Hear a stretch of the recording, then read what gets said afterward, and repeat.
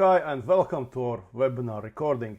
This recording is a bit edited to make it easier to view. So what are we going to talk about today? So in the next 30 minutes you will learn, I think, three most important topics that founders and CEOs of IT service companies need to know. First of all, we will talk about buyers' behavior, how B2B buyers are making their decisions, how important is price, how important is value and trust. Second topic, we will talk about three critical elements of business strategy that only you, company founder or CEO, can decide. And this relates to specialization, deciding about your ideal customer profile, preparing unique value proposition. And third, we will talk about what actually to do. So how to prepare your reach out plan, how to prepare your demonstration plan, how to build trust, better convert customers by focusing not on selling your big projects, but selling instead small first steps of services packaged as a products. I hope you find this webinar valuable, and at any time if you want to skip topics, just use the chapters, because we have divided up the webinar in logical chapters. So first part 30 minutes is webinar, and second part 30 minutes is answer to questions of participants of webinar. I hope you enjoy it, and please subscribe to our channel and keep following us. Yes.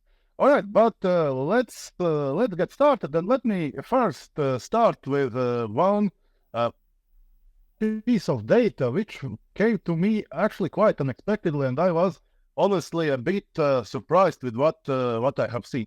And look, here's data by European Union statistics body, Eurostat, and it basically looks at industry of software creation, modification, testing, and it looks specifically at value added per employee in this industry. And what seemed to me quite shocking is the big gap if we look between the countries in the eastern part of Europe and countries in the western part of the Europe. So if we just, let's say, take Belgium and compare the value added in Belgium compared to value added in Latvia, then the difference is something like 3 times, right? And this is quite shocking. Actually, guys, I would appreciate if you could share your opinions why there is such a difference in value created, right? And Andres, if you could launch one of our posts, it asks questions specifically, why do you think, why so many companies in eastern part of Europe, and frankly, I know this is the case for all countries outside of Western Europe or Northern America, why they are selling at such a huge discount? All right, as answers are kicking in, let us continue with the agenda, or what we are going to do today. So we have a challenge for ourselves in 30 minutes to tell you the most important things related to how to sell IT services. So in general, we will talk about 3 things. And first thing is we will talk about how B2B buyers are buying, and we will try to get in their heads and understand their thinking.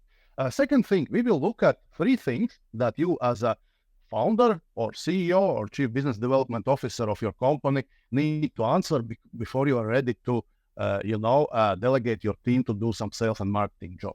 And third thing, we will look very specifically what is there to do, what you must do to be able to charge a higher price for your services and sell more of your services. So if you look at survey, then I would say that 27% say that the reason why IT services are sold at huge discount is because they cannot sell directly, they are subcontracting. 27% saying that they lack marketing and sales knowledge. 30% say that they don't just know how to justify higher price. And 15% say customers are coming on their own in the past, and probably that's not the case anymore. Very well, but let's continue and let's try to answer questions how buyers buy and perhaps how to charge higher price for your services. And let me start with the question. No, actually, before I start with the question, here's one thing I want to share. We have created a super simple starters playbook for selling IT services. So everyone who stays at the until the end of the webinar for the full 60 hours will get this ebook delivered right to their email. And you don't need to do anything. Minutes, guys, not hours, as Roland said.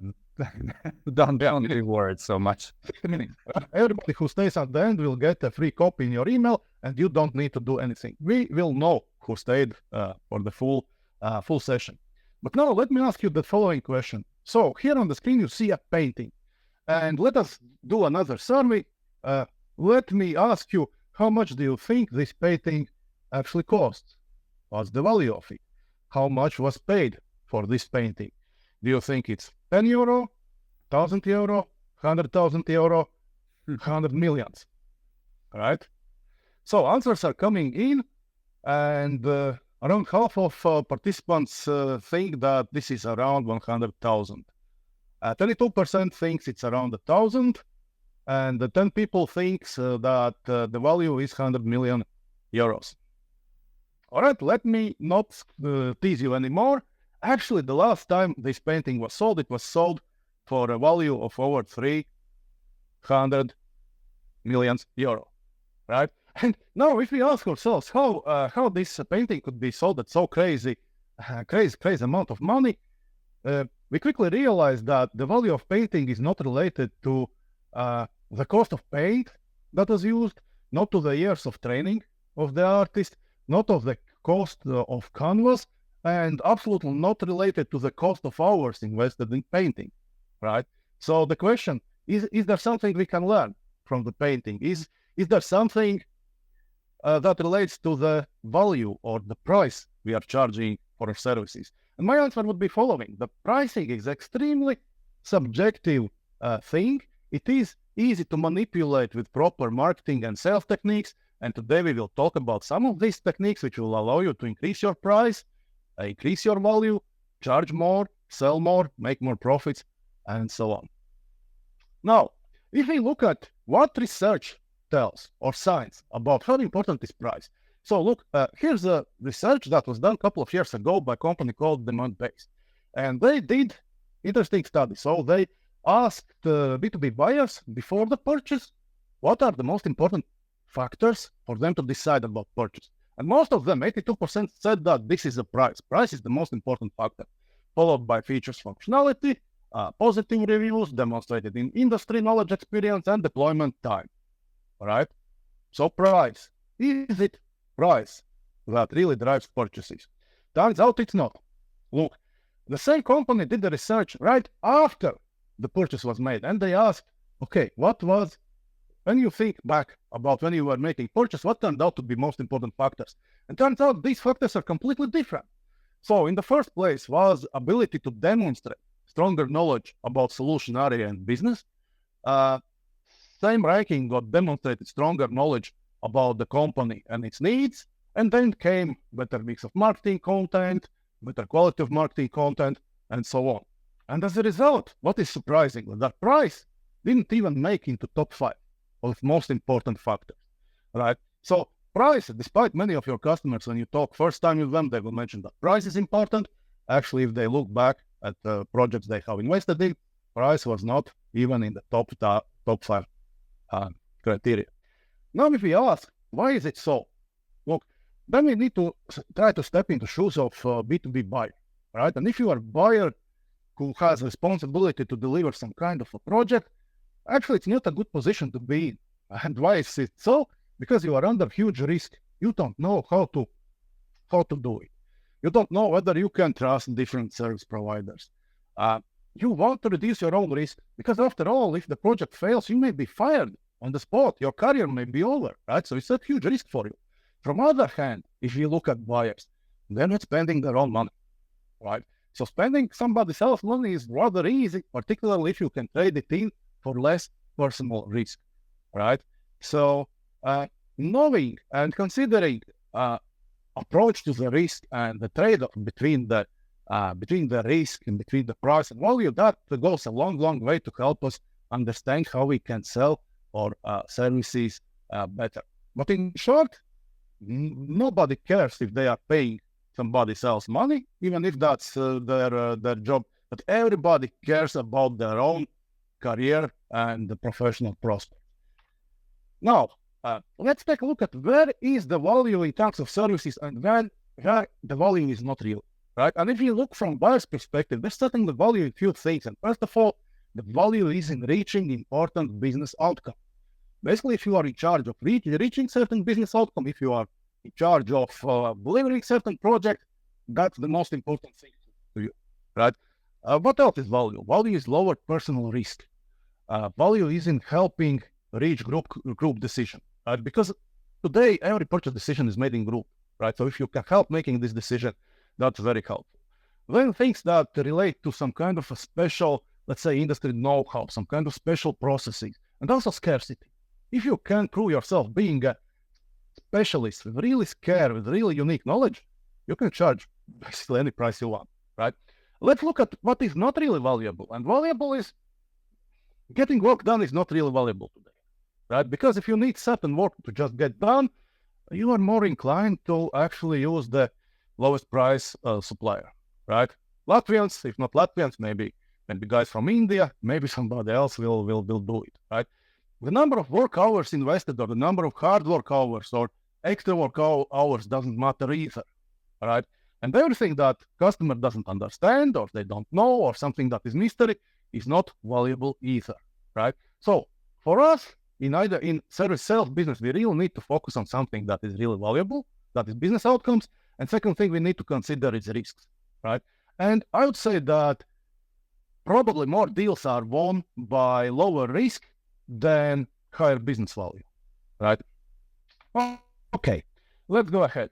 Now, if we look at specialization, and you don't need to listen to me or Andres. Actually, later we will share with you a webcast recording with Andres Erglis, and Andres Erglis is general manager of Emergent. So that's one of the leading companies in our own home country in Latvia, who's very successful selling in international market. So look what he has to say. So in our podcast, he said that, if you're just selling hours or body leasing, you can charge maybe 300, maybe 400 euros per hour. However, if you can demonstrate that you can provide specific expertise or specific solutions, the price per day per work can easily go up to 1,500, right? And he also says, and he supports our point that we are making, that if you are specialized, basically nobody will question the price you're charging. And specialization is something that helps you to stand out. It means that you have some kind of specific competency that you can show or demonstrate. It helps you to start conversations, and it allows you to really create more value, and respectively, it allows you to charge bigger price. So let's dive a bit deeper into area of specialization. So where the specialization can come from, right? And if you think about specialization, it's best to think about cross-section between multiple things, right? And if you look at where could be your specialization, try to think about perhaps some kind of specific processes which are solving some specific problem for specific industry, maybe for some specific customer size, right? And your company's superpower or the way you can stand out or something that allows you to charge really high value, not value, but create really high value and charge high price lies in your specialization, right? And again, specialization means what? It means that you have some kind of competency that you can demonstrate, that you can show, right? And if you look from buyer's perspective, buyers prefer specialists because they think that the risk of delivery is much smaller if they deal with specialists. By definition, specialists have less competition. Specialization is probably the best answer there is to question, why should we buy from this company, right? And for another hand, if we talk about specialization, but for many of you who are just working in small markets like my own country, Latvia, or other small markets, local market is likely to be too small for specialization, right?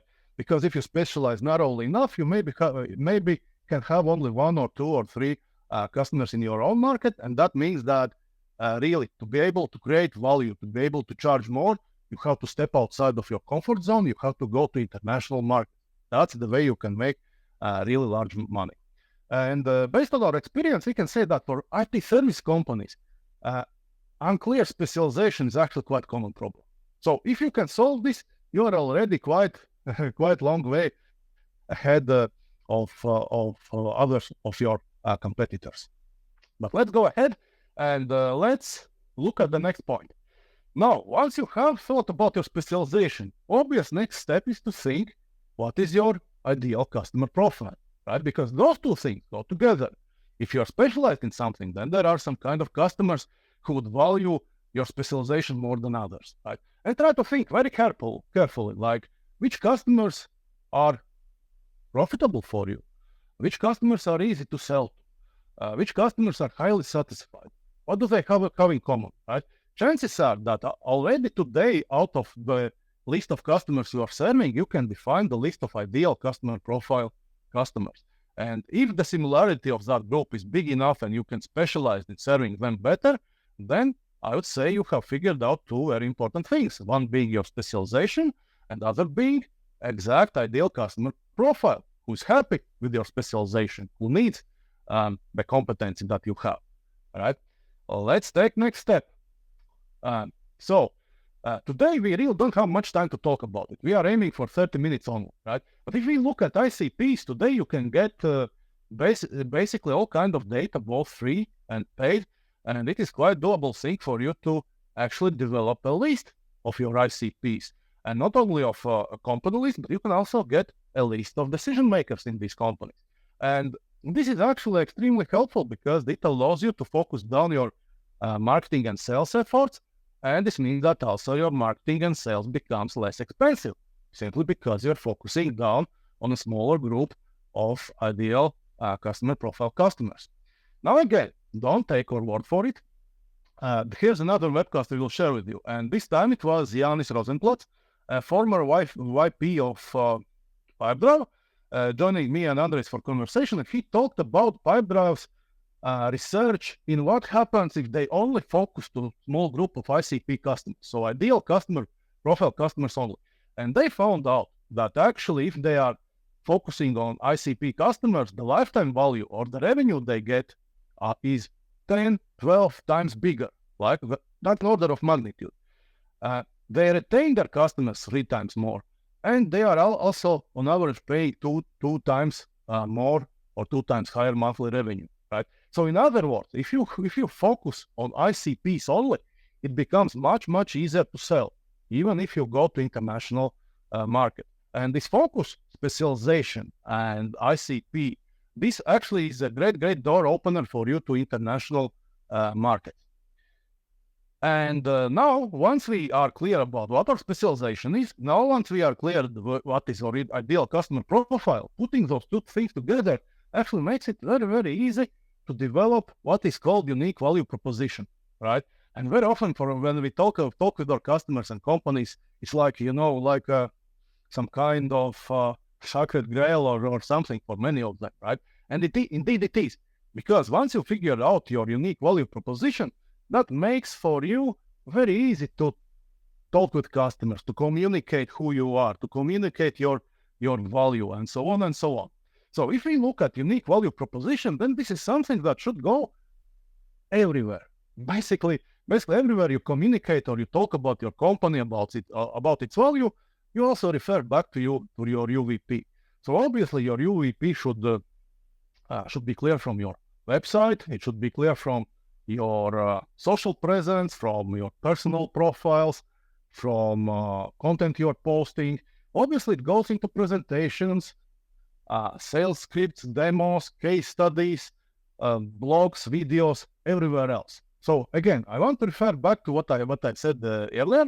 Once you have clear specialization, once you have ideal customer profile, it helps you to develop unique value proposition. And once you've done that, your marketing and sales becomes much easier, and you should aim in doing exactly these 3 things. And now a few words about our new Masterclass and Challenge, how to market and sell IT services. The Masterclass and Challenge is an intensive 3-week online training program that I designed specifically for founders and CEOs of IT service companies. The program equips you with practical knowledge, tools, and templates to help you make key strategic decisions that are necessary for growth, attract more customers, increase prices, and start selling directly to business buyers in international markets. I'm Rolands Ozoliņš, the lead instructor and designer of this Masterclass. I invite you to explore the training program and consider signing up. In just 3 weeks, you will get concentrated knowledge of everything you need to know and do to grow your business and increase profitability. To make learning experience very practical, I have included a specific challenge that is a homework for you to design a growth plan of your own business under my guidance. Head over to the website to learn more. You will find a link in the description of this video. Now, back to webinar. I hope you find it useful. All right, now we are approximately in the middle for webinar. So in general, if you want to sell your IT services better and at higher price, there are two things that you have to do. First one we discussed already. So you choose specialization, focus on list of ideal customer profile customers, develop your UVP. Now let's talk about second part. And second part is you need to prepare your reach out plan. How are you reaching out to your ICPs? You need to figure out how are you going to demonstrate your competence. Basically, how will you show or how will you back up your claims? And third thing is you need to start selling your services as a first step product. So let's go ahead and let's talk about each of those. But before we do it, I would like to say that as we are talking of how to sell IT services, it's also good to reflect on how not to sell IT services. And here, this email I got like a few months ago is a great example of how not to sell IT services, right? This is classic cold email that people are blasting in the thousands. And by the way, let us know if cold email is working for you. I'm pretty sure it is not, right? And here, if we look at what we discussed previously about specialization, about ideal customer profile, about unique value proposition, that is something that's entirely missing out of this email. This person seems not to know whom they are addressing, what are our needs. They fail at explaining what their specialization is. They actually say that they have proficiency in various frameworks, and that suggests that they are not real specialized. And he's also selling that they excel in delivering tailored solutions. I'm also highly skeptical of that. All right? So never sell services like that.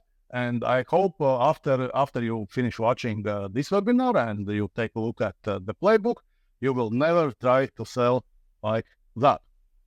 All right.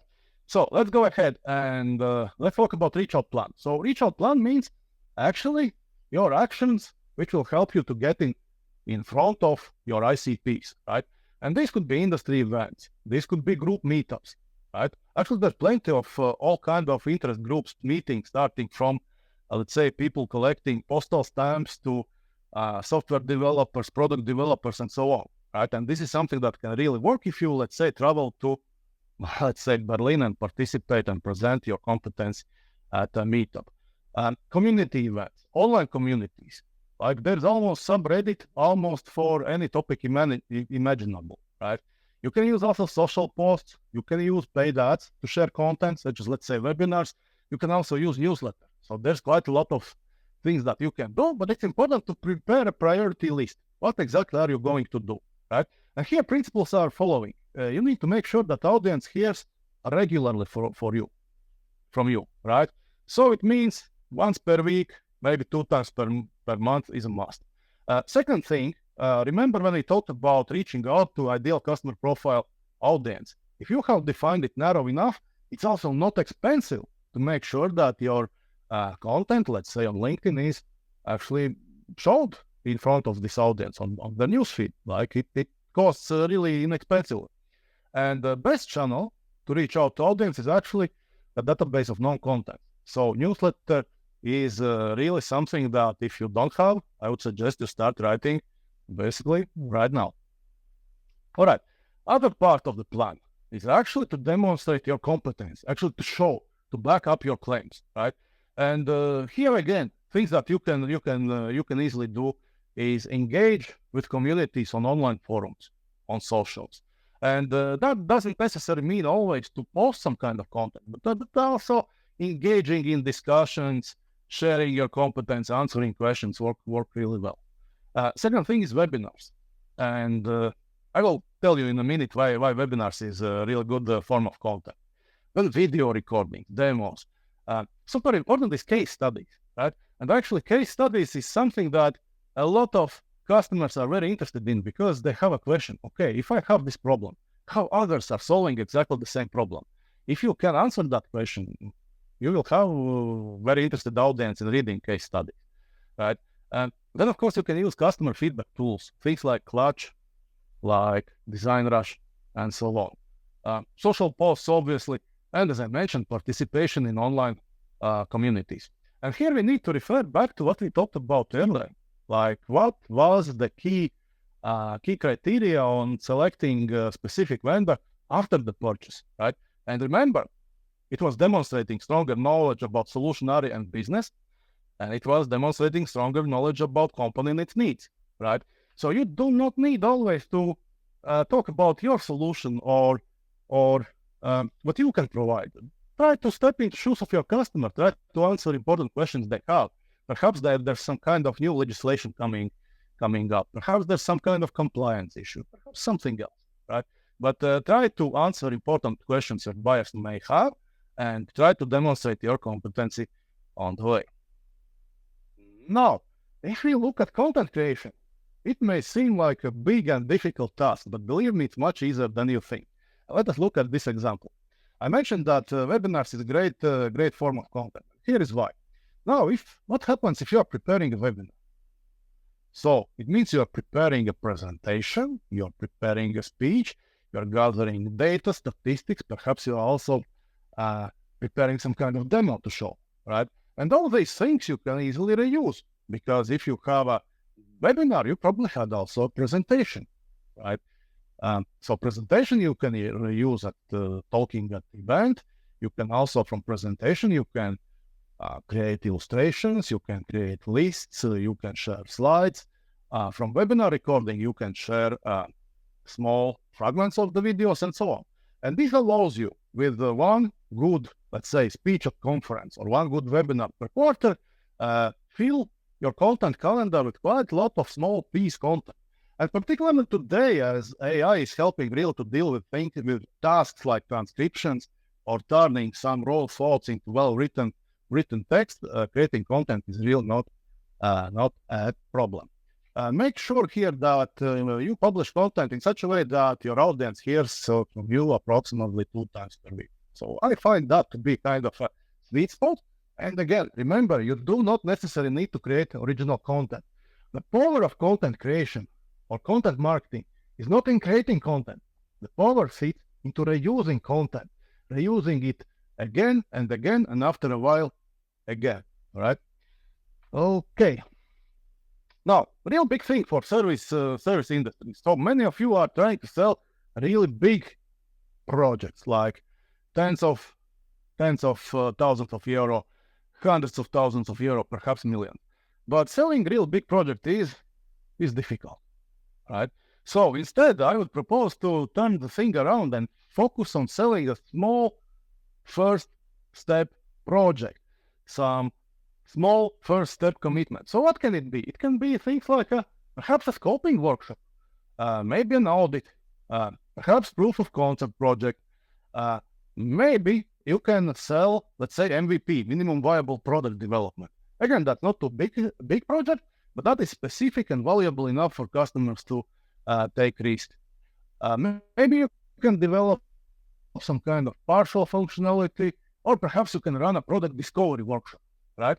So why should you think about focusing on this first step offer, right? There are a few very good reasons for that. First of all, if you sell small project that can be free or it can be paid, it's a great way to bring your team and customer team together for let's say a couple of hours of work, and this allows you to demonstrate competency, to allow customer to feel and sense how easy it is to work with you, and it allows to build trust, right?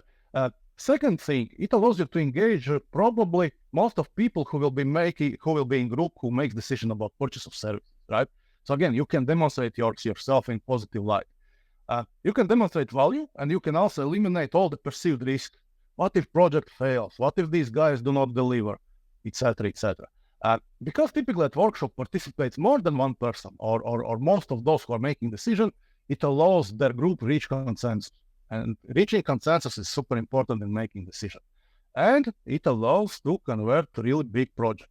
And, from our experience working with multiple partners and multiple customers, and also selling our own services, we can say that such first step offers converts to big project at a rate from 50 to 80%, right? So it's a big conversion rate. It's really makes sense doing those and offering those first step projects. And again, remember that this offer doesn't necessarily need to be free. Many of our customers are making money on those first step offers and delivering them as much as they can. and they are driving bigger projects. They are building pipeline. They help to build trust and so on. And most importantly, they are much, much easier to sell and stomach for your customer than to commit to really big project. And also because very often, if buyers are business people, they have very little understanding how to buy, how much it will cost, and so on. So they will find this kind of workshop, which helps them answer questions. What does it take? How much it will cost? What's the timeline? What's the roadmap? They find it very, very valuable. So there's value in it, and you can actually sell projects like that. All right. So we're almost on time, right? So to summarize, there are 3 steps in selling your IT services. So step number 1 is deciding about your strategy, specialization, ideal customer profile, and unique value proposition. Step 2 is reaching out. So you have to figure out how do you reach out, how do you use content to demonstrate your competency, right? And how do you show competency, how you build trust. And step 3 is once you've done the previous steps, you can focus on selling the first significant result or selling the first step project, right? You can work at this step already with buyer, demonstrate them how you work, demonstrate the quality of your work, and this will help you close your big deal. Important thing here, which I missed now in the first step, is investments and resources. And here are the following principles. If you are going to generate demand for your services, you have to plan for certain investment. And before you invest in marketing or before you do something, my recommendation would be actually to start with at least those 3 steps. Actually, there are more than those 3 steps, but these 3 steps is minimum.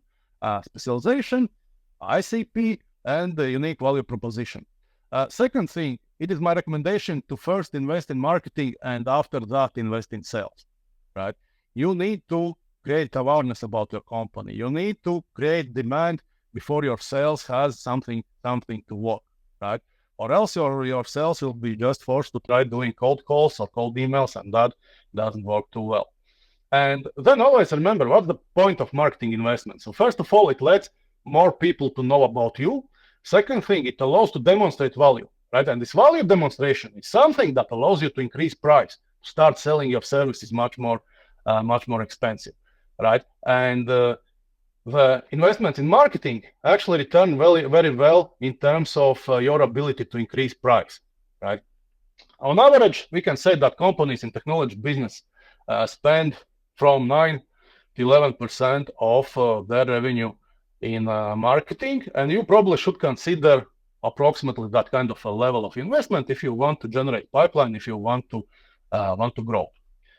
All right, now let me talk a bit of how we can help you really master IT service sales. And myself and Andres, we have developed a 4 weeks masterclass and a challenge where we would go, where we would make a deep dive in answering the question how exactly to sell IT services, how to plan strategy, how to plan reach out, how to prepare demonstrations, and much, much more. So this program is designed both as a masterclass and challenge. And the challenge for you would be to develop your own strategy, unique value proposition, action plan in 4 weeks. So we will provide you with everything you need. We will provide you with guidance. We will provide you with templates, with tools, ask us anything, answering questions, community support, and much more. So let us take a look at each of classes. What is the content and what are we going to do? So class number 1 is a deep dive in the heads of customers. So today we did it approximately for 5 minutes. There's much, much more to learn. So we will learn how decisions are made, how the perception of value works. We will also look at scientific way to build trust, right?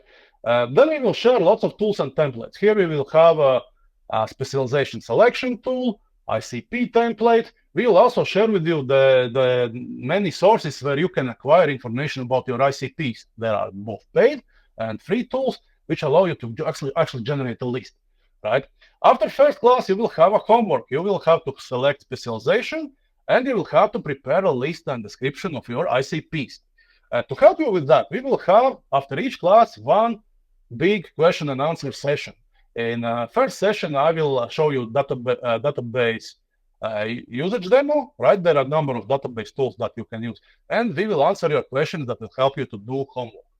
Class number 2, we will focus more specifically on buyers. We will talk about buyers' personas, because to make purchase, we need to sell not only to company, we also need to sell to specific buyer within a company. So we will share with you buyer's interview question mind map. We will share with you template, UVP template. We will talk about how to turn your services into products, because selling product is much, much easier. And we will share with you 5 proven funnel templates which you will be able to put to use. Again, we will have specific homework here. We will also have Q&A session where we will focus on funnels, on UVP, and we will also discuss how did your buyer's research go. Third class, we focus on action, how to put everything we did before into action. And here we'll have quite a bit of tools and templates. We will have a reach out demonstration plan template. We will have a case study template. We will also show you how to create case studies with use of artificial intelligence, how to identify communities and how to research online communities. And you will also have a homework, reach out and demonstration plan, creating a case study, preparing list of communities to engage, and also calculating the marketing and sales investment that you need. Then finally, after the class 3, we will have a question and answer session. And on top of that, at the end, we will have a wrap-up session to make sure that you have acquired all the learning material and you are ready to go out in a marketplace and start selling. Such online trainings is not the first time we do it. Actually, we had slightly different online training in spring, and here you can see a number of participants, what kind of feedback they had. These are posts from LinkedIn. And if Sand and Ekaterina is present on this training, maybe you can share a word. How did it go in spring, right? So again, we are I would say quite good with training and extremely knowledgeable. Let us a bit then talk about ourselves. So who we are. My name is Rolands Ozoliņš. I'm a co-founder of IBD Consulting. I'm also business growth strategist, business trainer. Me and Andres, we both are former Microsoft employees.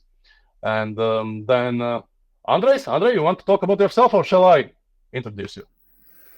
Yeah, please introduce. So Andres Yushchenko, my business partner, he's a product and marketing strategist, over 20 years in technology business, worked at Vlad Telecom, Nokia, Microsoft. He's also host of Fry Talks, right? Like these webcasts, couple of webcasts we mentioned. Briefly about our company. We actually practice exactly what we're preaching today. We are in services business. We've been founded in 2016, and we specialize in marketing and sales for tech companies selling in B2B. In a few years, we managed to build a high-value service business, and among our customers, we have Microsoft, we have Citrix Systems, we have also Holding, and so on. And in last couple of years, we are increasingly packaging our know-how and experience into trainings. All right, now let me shoot with the offer. So, as I mentioned, we are offering a Masterclass and Challange. We aim to start at September this year. So, full price of the Masterclass and Challange is 900 euros. If you sign up by the end of this week, you will get 20% discount. And as I mentioned, there are 3 classes. The whole training and the challenge takes place over 4 weeks. You will get over 10 templates. You will get 5 tunnels, tools, tips, and tricks. Basically, you will get everything that we know about how to sell services. You will also benefit from community, right? You will get chances to ask and share experience with other of your peers. You will be able to ask questions at any time in the chat. You will get the shareable online diploma, and you will get over 10 hours of instructor-led live content and discussion. So again, I think that this is a good offer. If I was starting in service business, I really would like to take this shortcut really to to speed up and not to learn from my own mistakes. Because I can say, frankly, that despite we are a successful company, me and Andres made quite a lot of mistakes when we started. And we're still making it. But guys, don't be afraid because if you don't feel the satisfaction from this course and you will see that it's not for you, so the content we are providing is not really fitting your needs, we will just refund you, no question. So there is very low or no risk for you if you are really interested. We, however, are really looking for somebody who is committed because experience shows that if people are interested and they come to this course to learn something and also to share their insights, that's the value what we want to bring to everyone who participates. And the last course we did really was all across participants. The main feedback was that this feeling of community, feeling of the like-minded people is what participants enjoyed and really saw the huge value among others what we provided as a content. Anyway, probably that's enough for promoting the course itself. Now we are switching into the Q&A session, and we have already some questions in the chat window, but don't be shy. Feel free to ask other questions as well. And so we have also some questions submitted before the event, so we have quite many of them to address. Let's start and let's go one by one. So there is a question, Roland, about the data you shared on the slide. Yes. If you can. Yes, this is Gartner data, and the study is called CMO Spend Survey, and this is a research Gartner does every year. And I can say that over years, this average is basically moving from 9 to 11%, and then to 10 and so on. But 9 to 11%, that's a fair estimate. I must also say, however, that if you look at fast growth startups, they are spending on average 27% of their revenue on marketing and sales, right? But that's really high growth startups financed by venture capital. I cannot recommend, average IT service company start spending 30% of their revenue on marketing. That would be an overkill. Thank you. So the next one we have, if I offer a service, may you bring it to the market? Okay, so in general, that is what we do. And if you are interested, just reach out to me or to Rolands, and we can have one-on-one conversation then on how we can do that. Yeah, and there are different ways how we can assist by teaching you, by assisting you, or by doing on your behalf. So yeah, different options available. Yes, I would add to that irrespective of who does sales and marketing, it's critically important to answer these three questions about specialization, ideal customer profile, and UVP. Yeah, this is the basic. Yeah, of course. Yeah, and then the next question, what to do if we are looking for our first customer and don't have any feedback from existing clients? It refers to IT outsourcing. Well, from my perspective, I would say that if it is IT outsourcing or not IT outsourcing, you need to figure out how are you different in marketplace. Because if you are just selling plain IT outsourcing services, you will have to compete on price only. And that's what you don't want to do, because once you start competing on price only, all the profits go away. Get the playbook. There is a list of options listed what you need to consider when thinking about your specialization. Probably you can figure something out and find a way to stand out in market. But again, if you don't figure out how to stand out in market, you will be competing with the lowest cost IT outsourcing companies there are. And if your question more related also to how to kind of back up your value proposition and your reputation or to gain trust, that is what Roland also explained try to lead with your expertise.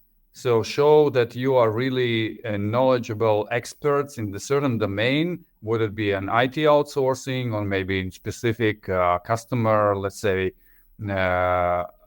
vertical or industry, whomever you are going to target with your services.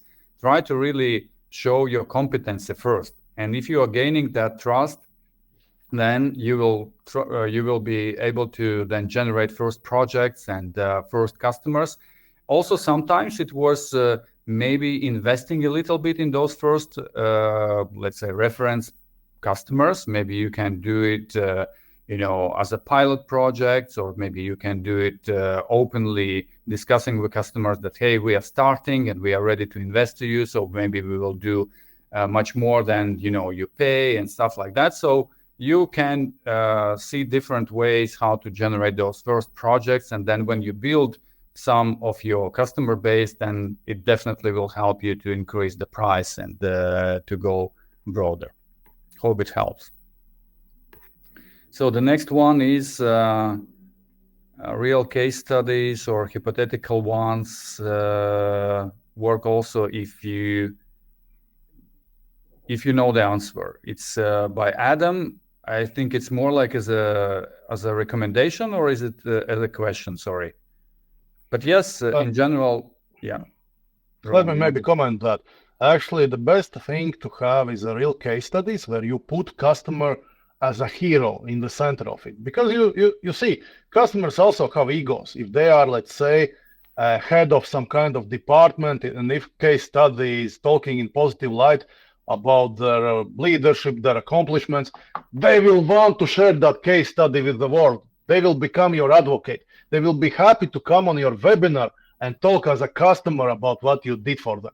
So real case studies is best, particularly putting customer in the center. For some of you, a real world situation is that you have NDA agreements with your customers which do not allow to name the customer. In such cases, you can write case study, not exactly naming a customer, but saying, let's say, a leading company in fintech in European Union, Nordic region with like 400 stores and stuff like that. So you can describe the customer that everyone can recognize it, but not mentioning it directly. Yes, and my recommendation is do not make things up, because reputation is same as life. You can lose it just once, right? And then you have to restart. Okay. So another one is how to sell our services if people spend their budget on such a painting. I think people who are spending such budget on painting, they already have purchased all the services they may have. It with another painting. It seems that at least they are collecting paintings. Maybe they will be able to buy yours as well. Thanks for these questions. Okay, and now in the chat we don't have more questions, but we have some other questions submitted before. And let me maybe. Oh, there are. Does LinkedIn still work for B2B sales, cold outreach wise? Kind of yes, but not really. Look, for LinkedIn to work, you really must be known by your audience. So in LinkedIn, it makes sense to post content regularly and actually to pay for this content to be seen by your target audience. And after a while, after seeing you again and again on that timeline, you will have built up kind of a relationship. It will be easy for you to approach them, engage them, and have a conversation. But LinkedIn, similarly as email, doesn't work too well with cold outreach. Okay, so we have questions coming in. So good job, guys. Keep going. So here is another one. How narrow specialization should be and how to know is it correct? Yes. Look, here this deserves a bit longer discussion, and my recommendation would be to join the masterclass. But until then, let me try to answer a bit.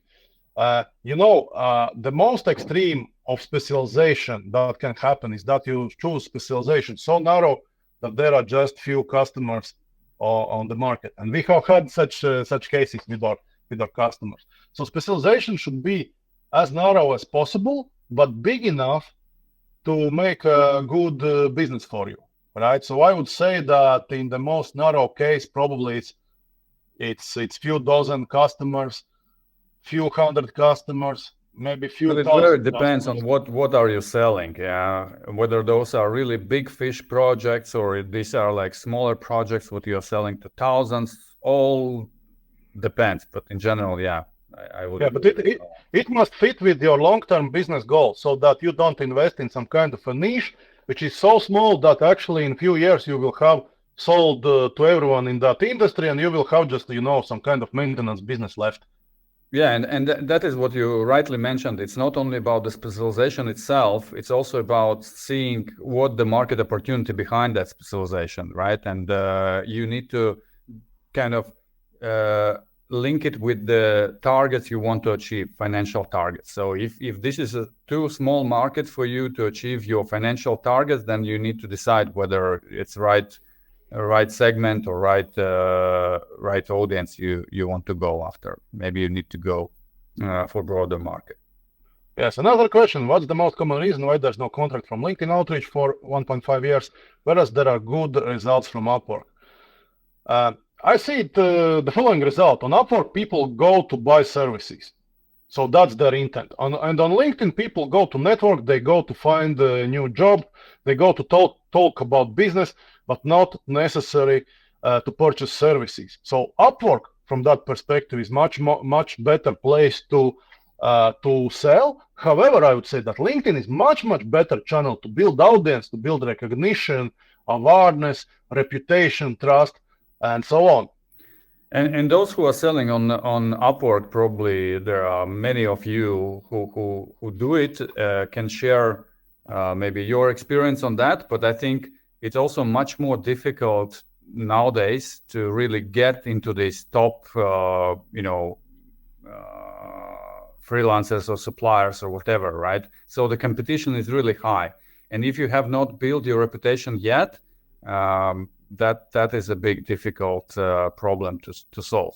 So therefore, that is what Roland mentioned. You need to take care of your reputation early enough so that customers not going after the Upwork, but get in touch with you directly. Yeah, another question. For B2B, which platform has delivered the best return on investment in your experience? LinkedIn advertising campaign or search engine platform campaigns? Look, here's quite mixed picture, and even with our experience, at least I myself cannot with high certainty forecast which channel will work best. So we have had campaigns in multiple geographies using multiple platforms, using Google Search, Google Display Network, LinkedIn, and Facebook. And in the same campaign, we had quite a mix, so that in some countries Google display ads worked better, and in other LinkedIn ads worked better. So in most cases, you should do very disciplined tests and figure that out. But I think also you need to understand that the purposes of those platforms are different, and all depends on what are you actually looking for, what is your strategy, what you want to achieve. And ideally, you actually combine those different channels together. But again, this is something we can discuss separately if interested. All right, very short question. Do ads work? And again, here's the longer story to tell. Generally, ads work. However, you have to understand how purchases are made, right? So unless you go on Fiverr or on tools similar to that, you cannot just sell a business with the first ad. So a good approach would be first to try to advertise your content, get people read your ebook, get people to participate in your webinar, get people, let's say, read your case study, right? And after that, you can try selling. So generally ads work, but ads do not work if you go straight forward advertising your services and putting price tag to that. People don't buy services like that. People do not buy complex things like that. So ads work, but there are quite a lot of nuances to that. Yeah, very good answer, Roland. Okay, how do you handle customers who respond to a cold email and during a meeting say something like, we already have these XY services, or we are not looking and we just wanted to see what services you are providing? I have a version why this happened. You see, and this we have actually seen with one of our customers in a slightly different context. So you see, when you are in the shoes of a guy who makes decision about purchases, you need to go to your boss and tell what kind of alternative providers did you review. And my hypothesis here is that the purpose of this call was to figure out price and to be able to show their boss that, look, we didn't talk with one provider only, we talked with several. This is what they said, and this is not what they are telling their boss, but we still chose the one we liked and one we trusted better, which was probably more expensive. Yeah, I agree with that. On the other hand, there are also other options available, right? But in any way, so the signal is that there is something not good with their current provider, right? So maybe they are not sure about the service level, maybe they are not sure about the scope of services or price. Something is there, right? So for you, it's an opportunity, and you maybe ask them directly. That's the one direct approach. Secondly, I certainly would keep them nurturing, not trying to sell and again, but keeping them in the loop of your information, like inviting them to the webinar, sending them a newsletter until they unsubscribe maybe. But nevertheless, so that means that at some point of time, they probably will maybe come back to you. All right, one more very interesting question from Amin. Amin, thank you for asking this. How to identify the right business decision makers? How can smaller companies compete with the bigger ones in selling to enterprises? And how to differentiate from other similar service providers? So let's start from then. How to differentiate? This is what we talked a bit in the beginning. This is exactly the process you should go through, and there is very high probability that you will figure out something unique about your business. Second part of question, how can smaller companies compete in selling to enterprises? And again, this is what we talked about today. You specialize. Because you see, small companies can be very fast with acquiring new technologies, particularly if, let's say, there's some kind of new technology coming, let's say, from Microsoft or AWS or some other large platform. Smaller companies can get faster to market, and then they can provide unique competency faster and better. And in many cases, in large enterprises need this kind of competency. They cannot get it on market. So if you have exactly what your customer is looking for, you can easily sell to enterprises. And actually now, as I'm answering this question, we will add to email actually another podcast that we had with one of our customers. And she's actually CEO from company from Ukraine. And she was explaining on this podcast exactly how a small company located in Ukraine was selling to enterprise customers basically all across both East and West of Europe. And the first part... Yeah, I just wanted to add that the advantage of yours is exactly the flexibility and ability to provide something what big companies, big IT companies are not able to do. It's not about the budget or about the price only. Many big companies don't want to take smaller projects. They maybe are much slower. They are much complicated to deal with and things like that. So try to think it not only about on the price level or technologies you can deliver, but also other things around that. Yeah, and first question, how to identify the right business decision makers? Answer probably has several parts. First of all, you can use paid databases, right? And again, time is too short to go into details. Second thing is you can use a content which is specific enough that it interests respective business decision makers, right? As this webinar, I imagine mostly interested founders of not too large IT services company. You need to figure something out that interests those people. And once they sign up or once they, let's say, register to read a white paper or ebook, that's how they self-identify. They're basically raising a flag here we are. So that is a doable thing. Okay, unfortunately, time is run out, so we probably need to wrap up and to finish. Once again, thank you guys for being with us. Thank you, Roland, for a great delivery of this story. I think it was very concise and very to the point. Hopefully, it was also useful to everyone who participated. As promised, so we will share in the follow-up email recording and link to the playbook. If you are interested, you always can return back to us about the masterclass and other trainings, and stay tuned. We will definitely continue this conversation with other great webinars. We wish you all the great success with selling your services, and let's stay in touch. Let's connect on the LinkedIn and elsewhere. Absolutely. Have a great rest of the week. Bye. Bye.